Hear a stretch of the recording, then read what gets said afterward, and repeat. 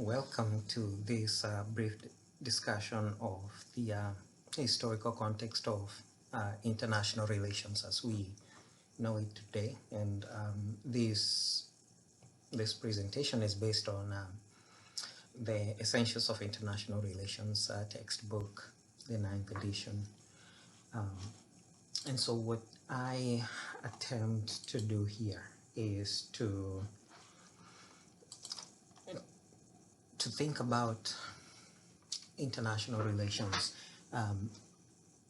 from the historical context. For example, when did we begin to talk about international relations? What is international relations, even though we defined this in the previous chapter?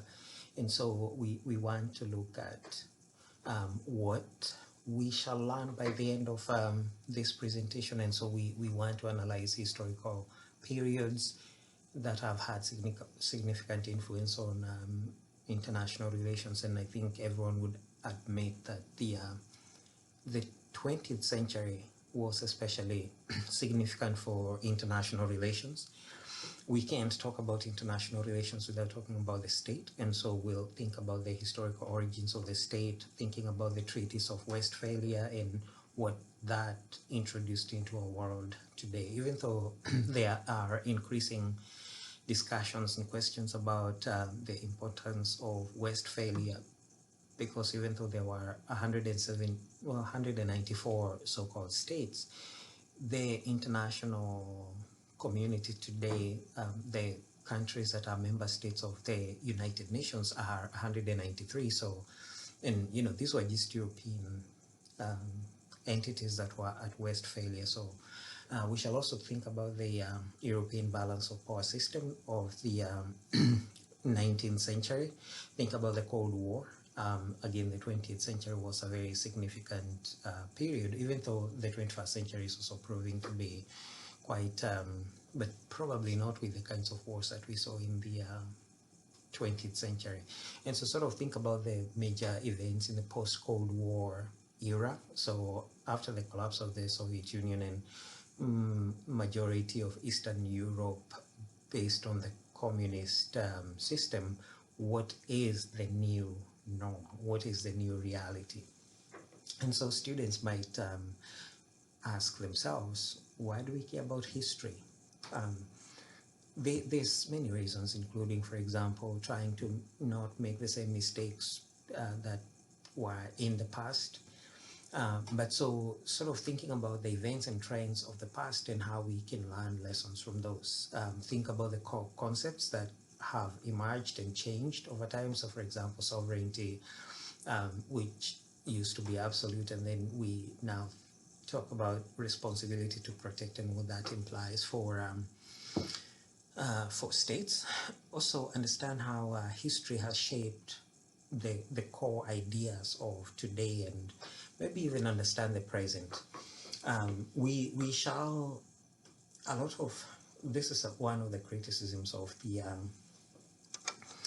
European-centric model of thinking about international relations, because if you actually think about the populations of Africa, China, and India, so those would be almost 4.2 billion, if the math is right, about 1.4 billion for each. So, and so that is almost half the world. And, you know, IR hasn't really paid maybe significant attention given the importance of the global south and the conflicts and, you know, those kinds of things. And so these criticisms of European of IR studies rooted in the European experience is, I think, well warranted, but we also ought to think about the non-European ideas. We think about how countries have been shaped by their experiences. So for example, you know, what happened, what can we learn from the comfort women? What can we learn from the other nations? And so if we sort of think about the beginnings of international relations, well, this is funny, maybe not funny, humorous view of international relations, but these are actually some important people. So for example, Plato talks about the the ideal city of Callipolis, and talks about the role of philosopher kings, even though maybe we haven't seen those. Aristotle, Ibn Khaldun defining government as an institution which prevents injustice other than such as it commits itself. And so we do speak of government having the questionable legal right to kill people, but it punishes other people who might commit homicide. We probably think about Machiavelli and the prince and what he urges the prince to do and to be. We also think about Leviathan by Thomas Hobbes, and sort of who the Leviathan is and the role of the Leviathan, the state, in people's. But also we, some of these ideas contrast with, for example, patriarcha, or the divine right of kings. And so again, for example, John Locke takes Bourdieu and Filmer's argument down by arguing that people consent to be governed, and so the idea of divine right of kings. Yeah, so Rousseau, of course, talks about the general will, social contract. Immanuel Kant has the Kantian peace and what that would look like, or what is needed to achieve the Kantian peace. The other important figures, for example, Thomas Rawls, when he talks about the veil of ignorance. If you didn't know what you were going to be in life, would you want there to be a just and fair society? And so these are some ideas that I think are important to. But yeah, so if we sort of think about the early history of international relations, we cannot do this without Plato. And so we also think about what the basis of international relations is. And again, we really can't talk about international relations without thinking about philosophy, classical philosophy, states, leaders, motivations, and so on. And so again, Callipolis is the perfect state, and who should govern, which is people who are superior in ways of philosophy. Also, maybe this is what Plato calls philosopher kings. Now, I hesitate, maybe I should not say hesitate. There are almost 500 different types of governments, and so there's these questions of what the perfect state is, who rules the perfect state. Is it meritocracy? Is it elites? So elite power theory, is it oligarchs or kleptocrats? So there are countries you might argue are kleptocracies, others are oligarchies, and so on. And so when we think about the influences on the state, we do pay homage to Plato, and sort of thinking about how we discover the truth and maybe how we find the perfect rulers. Yeah, so most IR is often traced back to the Peloponnesian War, and Thucydides was a general in the war. So the Peloponnesian War was a war between Athens and its allies, and Sparta and the Peloponnesian League. Now, we probably won't go into why they fought, but it has something to do with money. And Sparta's, or rather Athens' decision to take the money and use it to build a temple, I think it might have been there, to Athena. And the Peloponnesian League deciding that this is not what they had agreed on, and so they ended up having a war. And so the chronicling of those of the Peloponnesian War. But again, we move on to people like Aristotle, or Aristotle is son of Nicomedes, and who was also Plato's student and a polymath, a philosopher, scientist, what is considered father of Western philosophy. But he was also a tutor to Alexander the Great, one of the maybe significant leaders of the Pan-Hellenic or Hellenic era, and his father hired him, Philip of Macedon. And so we begin to think about their arguments and what their arguments are. So what causes states to rise? And so he talks about internal factors.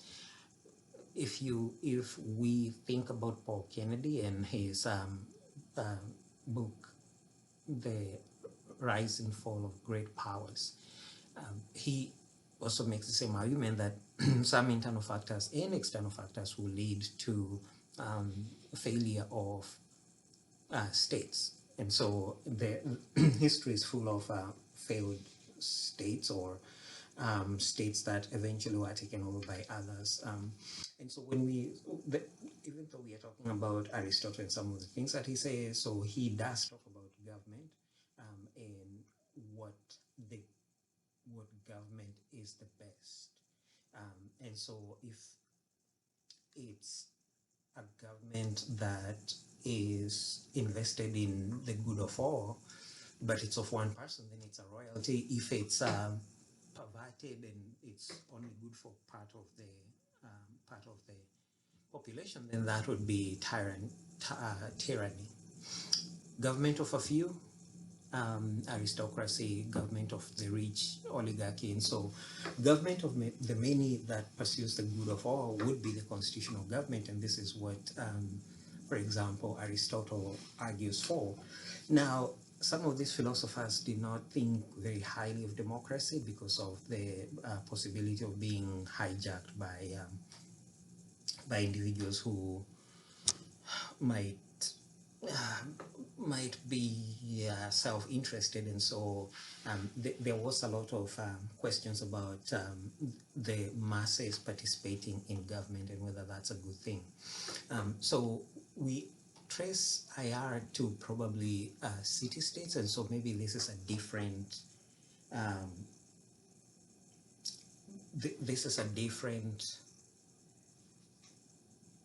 way of.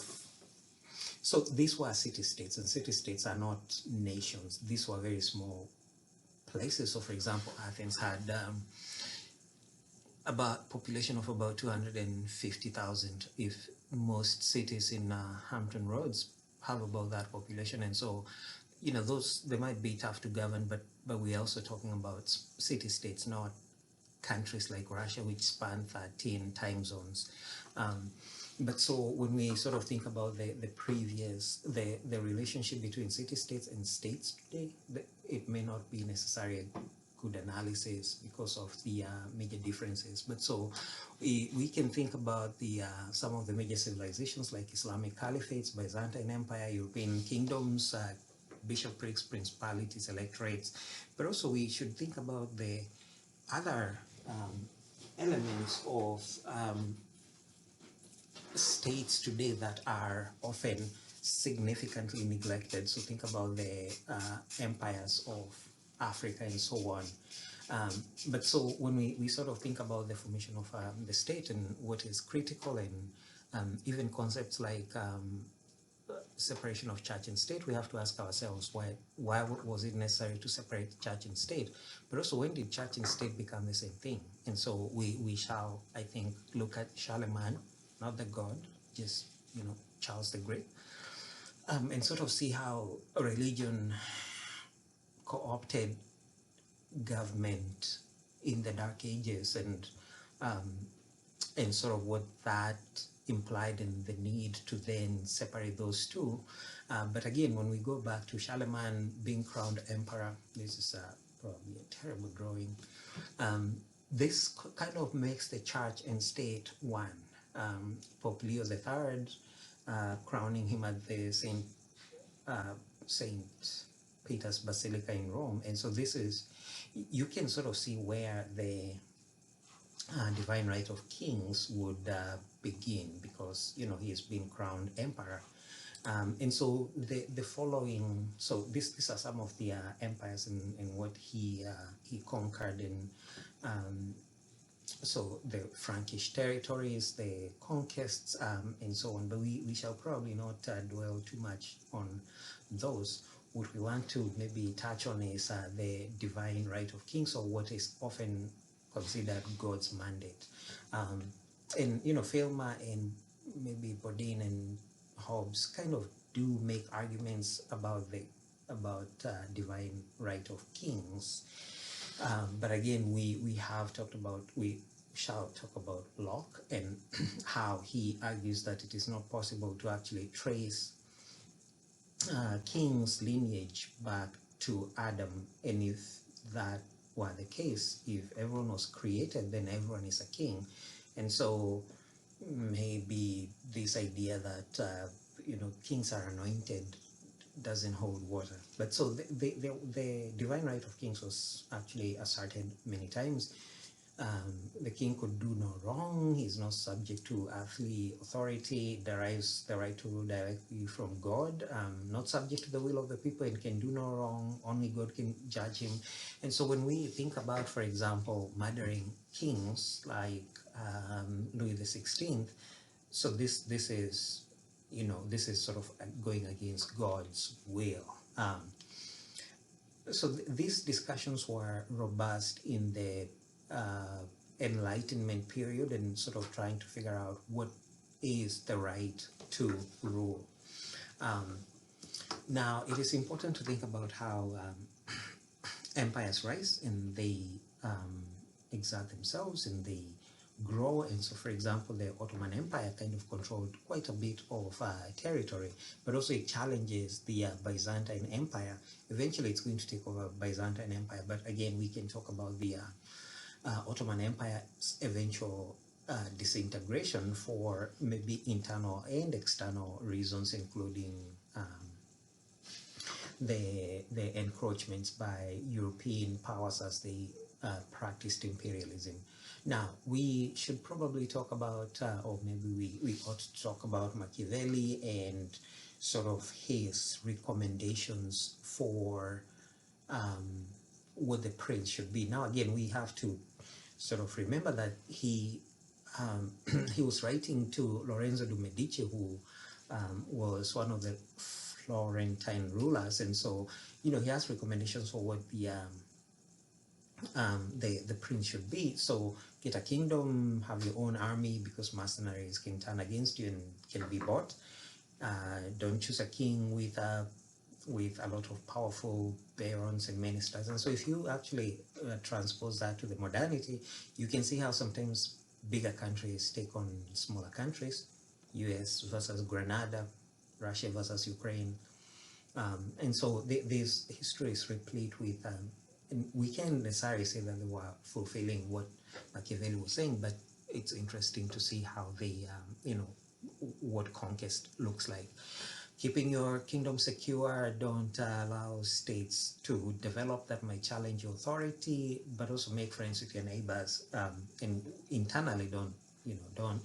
It's good to be good, but the prince doesn't have to be good. Yeah, and you know, so he then, or it is in fact that when you are in doubt, you think about Cesare Borgia, yeah, who was the son of Pope Alexander the Seventh, and so you begin to think about, well, what popes had kids, maybe. He was also a cardinal in the Catholic Church and a mercenary leader. So, you know, I don't know that necessarily any good prince should take Machiavelli's ideas. They are contradictory, and there's another video that we made that sort of talks about some of the contradictory ideas within Machiavelli's recommendations for the prince. But so again, you know, the prince is part of what we are talking about in the context of modern states. So Europe has been fortunate that in the past 75 years hasn't had a war, at least maybe Western Europe, most of European Europe. The Treaties of Westphalia that we mentioned, so there were actually two treaties, Treaties of Münster and Osnabrück, and this became the Treaties or Peace of Westphalia. But these were the conclusion of the 30 Years' War from 1618 to 1648, which apparently killed about 30 million people. And so it was between Protestants and Catholics and in all countries, and you know, so there's a lot of graphic descriptions of what life was like. So, for example, hunger, disease, population decrease, and so the Treaties of Westphalia put an end to this and sort of suggested that sovereignty is,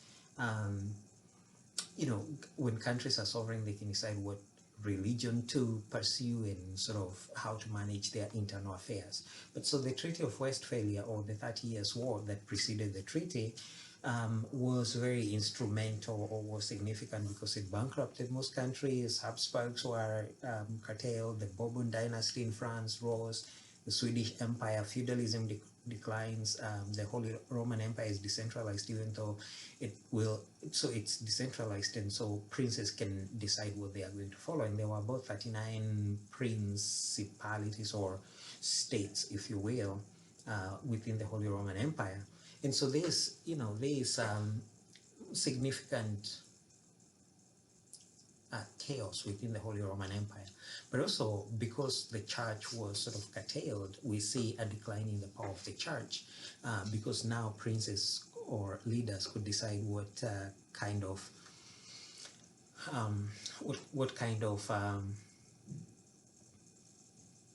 what religion they would follow, and had the freedom to do what they wanted within their countries. And so when we sort of think about the outcomes of the Peace of Westphalia, we see, for example, the notion of sovereignty, ability to do what you can. Now, sovereignty was thought to be absolute until maybe 2005.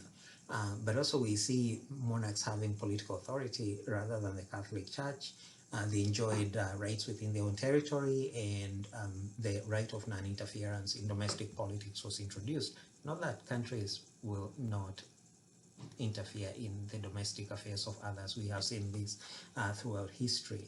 And so, the question is whether the treaties of Osnabrück and Münster that became the Peace of Westphalia are really significant in the formation of the modern state system. So there will be those who argue that they are, and those who will argue that maybe the treaties were not that important. But so you can sort of see the results of the Peace of Westphalia, and as I was mentioning, the Holy Roman Empire it's colorful.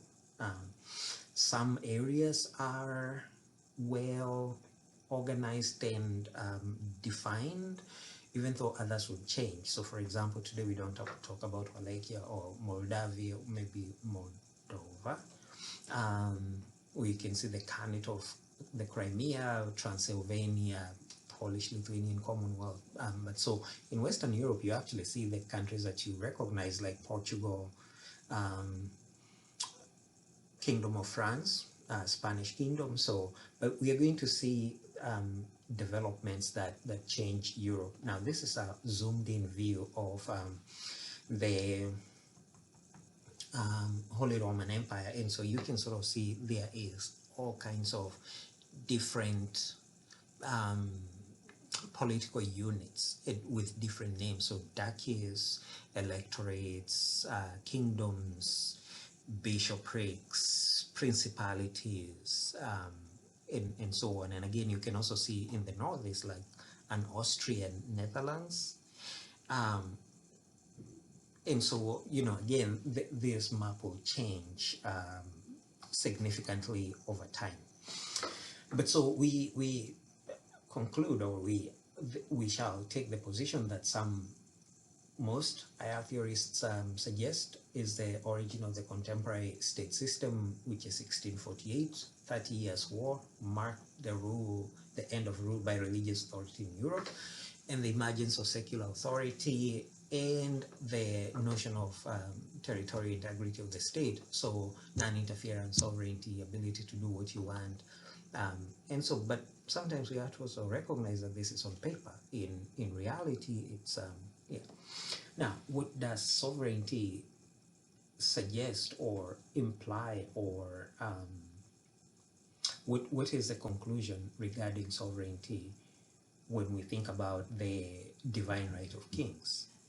And so sovereignty as a definition was defined then as the absolute and perpetual power vested in a commonwealth, and maybe the leader is. So when we talk about the sovereignty as a concept, but also the sovereign in the person, who cannot in any way be subject to the commands of another because he makes the laws, abrogates laws, amends obsolete laws. So again, you can see there's two ideas of sovereignty here. So the ability to decide what happens within your territory as a leader, but also the sovereign as an individual who is not subject to the, and we actually see this today in practice. So for example, can sitting presidents be prosecuted?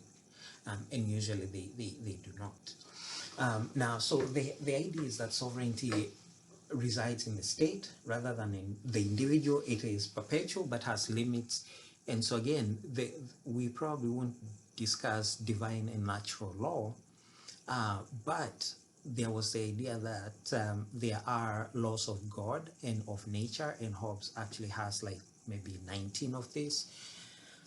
It's also restricted, so sovereignty is restricted by the regime. So if it's if there's a constitution, then that limits what the sovereign can do. Now here's the challenge, I won't call it confusion.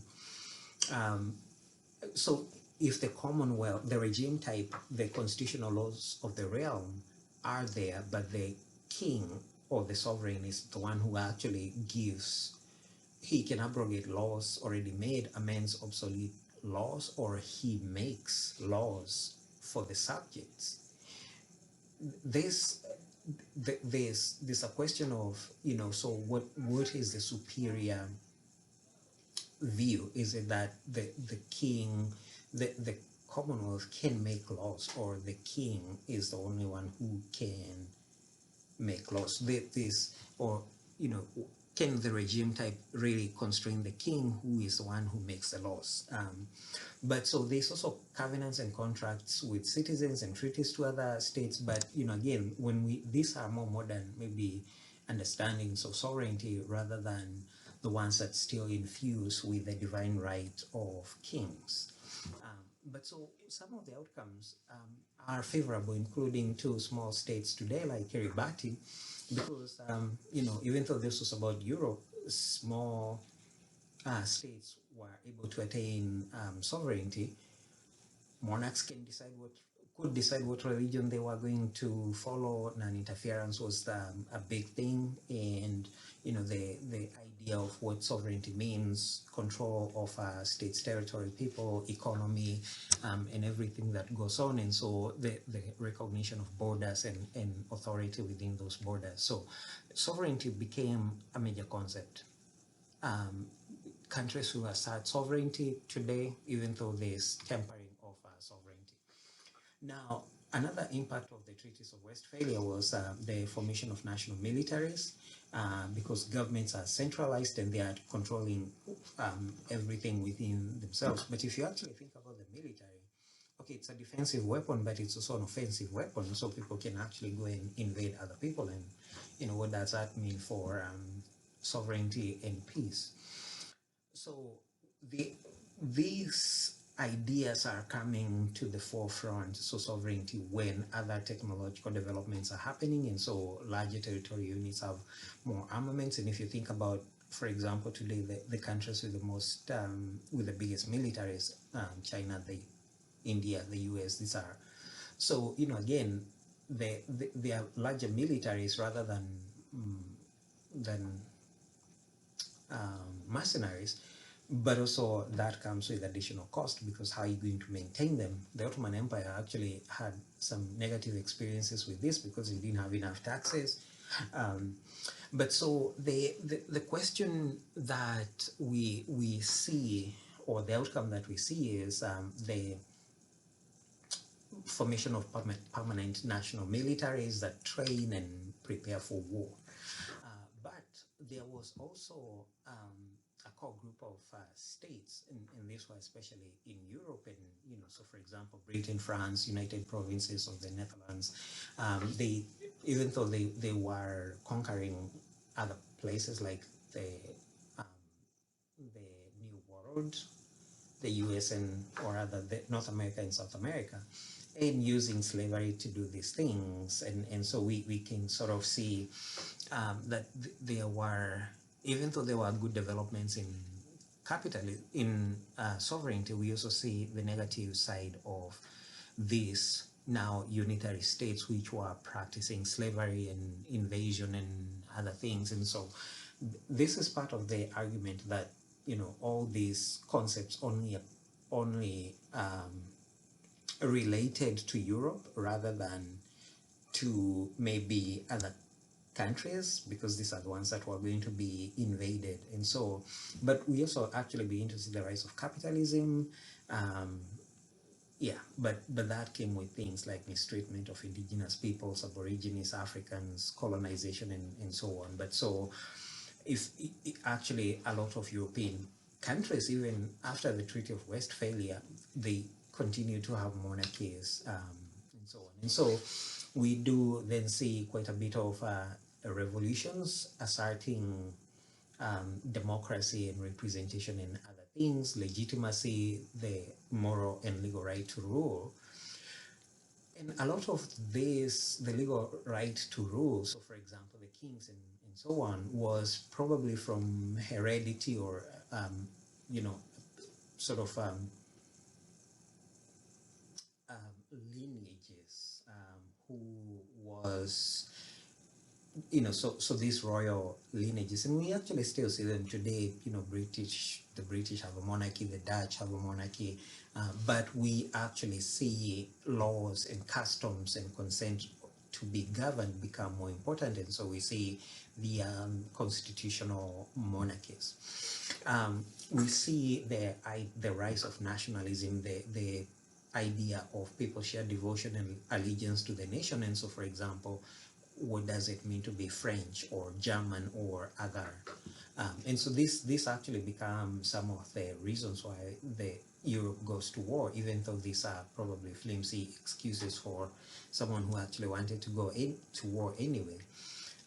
But we do see ethnic and nationalism become important based on customs, cultural practices, historical experience, but especially for Europe, language. And so they you know, when they colonize like African states, they seem to forget this and kind of put groups together that sometimes fought each other. And so that wasn't now it is probably not sufficient to discuss the formation of new constitutional governments without talking about John Locke.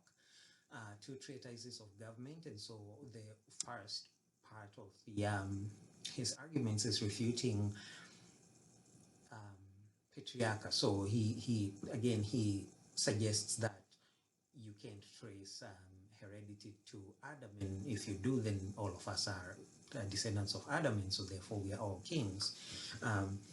And so he really makes the point that no government can be justified by an appeal to the divine right of kings. You probably need a different argument for that. But then his second part, he talks about the civil society and what the consent to be governed. So by starting with the argument that all men are created equal in the state of nature by God, then they can only be bound by those things that they agree to be bound by. So consent of the people, consent to be governed. And so the idea that governments without consent of the people can be overthrown, probably not necessarily what anyone would want to see, considering what sometimes the chaos that we see when governments are overthrown. Sort of think about Haiti, even though that's a different case. But so these are some of the issues that, yeah, so property, civilization, legitimate governments, consent of the people, Locke is very big on that. Now, so the 19th century was important in the post-Napoleonic Wars era, because when we think about the concept of Europe, Napoleon actually did conquer most of Europe and had and made, for example, the Portuguese monarchy move to Brazil. But so we do see regional wars, we see new fighting tactics, we see Napoleon defeated, but we also see the development of the um, of the um, of the Concert of Europe, Congress of Vienna um, convened by Clemens von Metternich, the Austrian Prime Minister, I believe. So thinking about the formation of international and intergovernmental organizations, in fact, it is said that the first one was formed about 1804. And so this was meant to bring about diplomatic foundations for European security and an approach to managing war and peace, alliances, and so on. And so we do see what is often thought as the European peace between 1815 and 1870. And so, when we sort of think about Napoleon, he kind of did fight wars in a new way, in that kind of surprised Europe, because storing supplies, horses, and so on. But so this is one of the outcomes of the Napoleonic Wars. In the next section, we shall be discussing the Concert of Europe, the balance of power, and sort of how this comes to an end during the first global war, actually probably the second, the First World War, and sort of think about the Concert of Europe and the international institutions that it heralds. And so that will be in the next section.